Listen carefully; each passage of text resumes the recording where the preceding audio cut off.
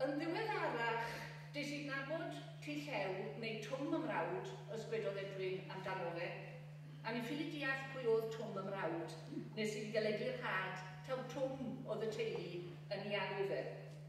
Ond T Llew i ni ddiweddarach.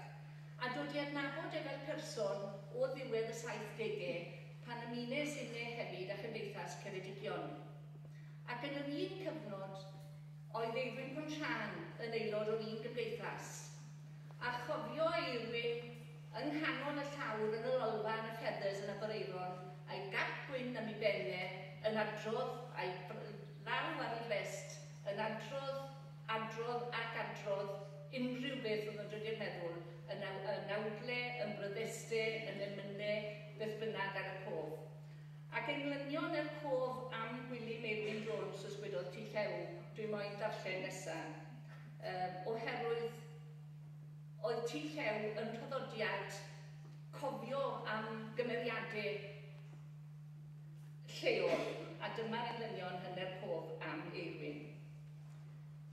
Mae Eirin y dyn doniol, enwog wag ein gwyl genedlaethol, a'i marw yw, oes dim ar ôl o'r ddawn oedd mor ddewinol.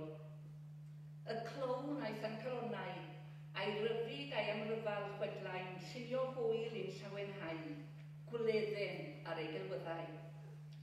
Fe fi yn caru ar Queen, rhannu oed ar Hen Edward Brenin, a bu lot o droion blin ein pennaf, aclaf, chaplin. Di-wen o hyd ei wyneb, a'i enwog gap gwyn yn ddihareb. O mor wag fydd Cymru heb wyrth ei hynod llaethineb. Do, daiarwyd y deryn, a lloriwyd y cyllweris ffefryn, a'r sair hoff, a throes ar hyn chwarae'n chwerw, yn iach ei